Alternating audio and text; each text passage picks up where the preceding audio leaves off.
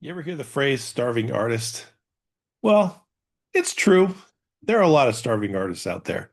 But I'm here to say that there are a few ways that you can make money in ways maybe you didn't expect. So let's talk about that. Now, how to make money as an artist.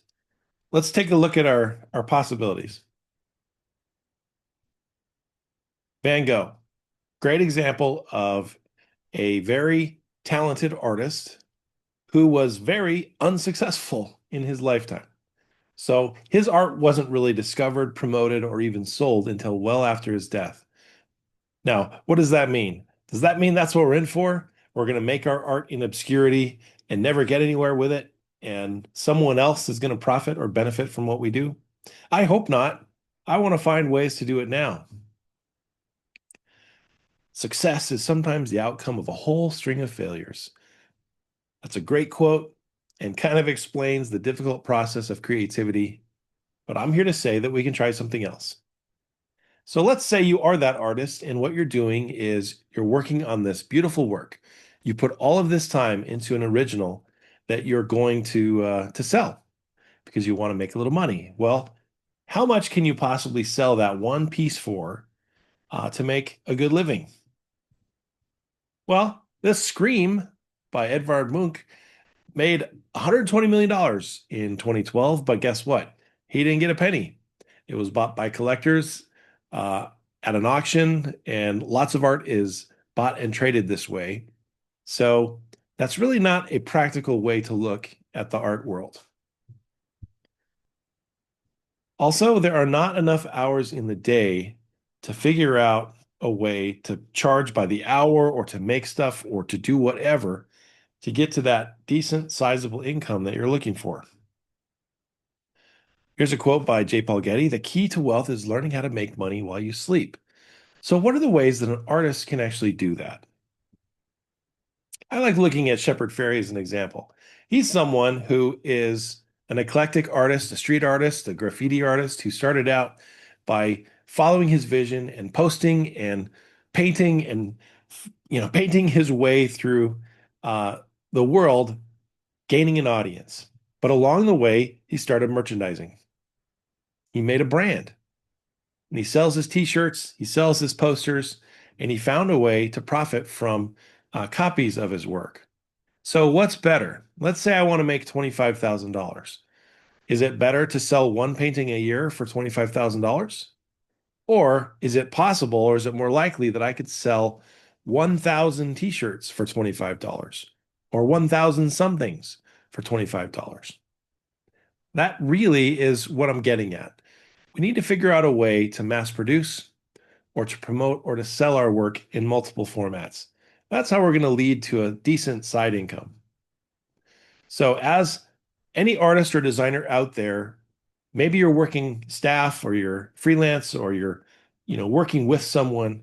Well, you can always have your own side business. You can always have a freelance gig. You can always even have a little store of your own to sell and promote your work. If you're a graphic designer, and let's say you're lucky to earn 35 or more an hour, you can earn about 70 grand a year, right? Before taxes. So think about what that income is. And again, to that limit, how many hours are there in a day? How long will you be able to work? You're going to cap out at some point with your income. And so you have to figure out other ways. One of the artists I follow, one of the designers that I think is really cool is Aaron Draplin. He's got a big following. He's worked on his own. He consults, he teaches, he does lots of different things, and he's really good at merchandising and making his own things. So even as a designer, working hourly or by commission, he would do that work for others. He always had a way of promoting and selling his own things. And one of the things he did, which I know a lot of people collect, are his little field guides, these little field notes. They're little mini sketchbooks that come pre-formatted and are great for sketching out your ideas. And so it's a cool little thing that he creates, plus his art. He's got books, other things that he sells along the way to promote himself. Here's another thing we can try to get into. Intellectual property, honey. Intellectual property, what is that?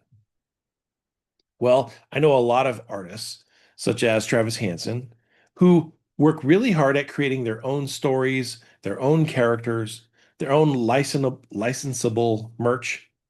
So that way they can profit from their own ideas. Now, we all have this dream maybe of working for Disney or a large corporation and selling or publishing our work, but frankly, a lot of those opportunities are gone. Hollywood is condensing and consolidating, so is publishing. And so the opportunities in comics, children's books, or other things are limited. Same with TV shows and animation and film. All that stuff has consolidated, and there are much fewer opportunities for original IP. So I think bet on yourself. In today's world, in 2026, bet on yourself. Create your own things and figure out how to make your own things and sell your own things and own your ideas because you're going to care about them, you're going to promote them, and along the way, you can share them, sell them, license them to others to make more income. Travis himself has a long-running series called The Bean, but he's also started other ones like Life of the Party. So think about that combination of income. You've got maybe your day job where you make your hourly rate, plus some merch that you sell, plus maybe you have a book or a storyline or a comic that you're selling, or maybe games or collectibles or other things that you make. That can all add up over time to a reasonable side income. Also, take commissions. You can definitely sell your art in that way. So sometimes we have this romantic idea of I'm an artist sitting in my studio making what I like, and other people will just buy it because I made it and it looks cool. Maybe. In my experience, it's always been much more practical than that. People come to me because they know I can make what they want, and so I make what they want. I'm commissioned. I'm contracted to make that. Now, that may sound like no fun. I'm only doing what other people want, but it is a reasonable income to provide that service for others and to sell your talent that way. Another thing that, as a graphic designer, I really highly recommend is printing. Printing things, which is obviously associated with merchandise, is a highly profitable income source. Printing is something that we all need in one form or another, whether it's business materials or promotional items or other things that other people need to promote their businesses. Well, in addition to doing the design or the art or something for someone, you can also sell them printing. Now, you can make a relationship with a lot of printers, whether it's local or online, where they can do the printing service for you, and you're just the intermediary selling that service to your clients and making a markup and a profit. And everybody needs something like this for one reason or another to promote their business. Why not profit from it in the process, eliminate the middleman, you do it yourself, and you can add to your income from your clients. Or learn a trade and you can provide that service as well. For many years, I provided screen printing services for my customers, whether it was, printing my own shirts, which I sold, but also then printing others. A great income source providing that printing service. Again, printing is a great business to get into. In addition to screen printing, you've got other printing. You've got large format stickers, um, signage, dye sublimation, DTF or DTG printing. Lots of different things you can get into that might be a benefit to your customers. So you can invest in a printer, let's say, to print your own art, a large format printer. Let's say you need to print your own custom prints. Well, you can start selling that printing service to others. Another thing you can get into related to our field is photography. Everybody needs a little bit of photography for one reason or another. And where do you want to look for that? You want to look for that in events, in singular things that need a custom photograph. You're always going to be able to find an image online now, and you can even generate an image that you might need for something. But people are always going to need live event work, whether it's a wedding, or a party or a convention, something where they're going to need a live photographer to do the work. Why not add that to your bag of tricks? Another thing that I'm a high proponent of too, in addition to printing, is actually on-demand printing. There are a number of companies that provide this service for artists and designers where you can merchandise your own stuff using their services.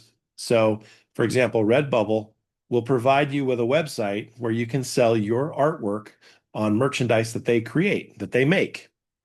Now, what they do is they pay for the cost of that material and then provide it to your customer and you keep the profit. So it's a really handy service. You don't actually have to pay up front. They provide things when people order, and you get your profit at the end after the item's been sold and shipped. Really good service. There are a few different companies that do it. There are a few others that you can even do hidden behind your website where they provide the service under your brand and under your name. It's a great resource. Another one that you could get into is 3D printing. Every month, something new comes out that you can print and fabricate, and that in a creative way, you could come up with something that you could sell to your customers as well. So these are all different forms of printing or production that I think add a plus to what you sell and what you offer. And that's what you're looking for. You're looking for something that can plus up your offerings.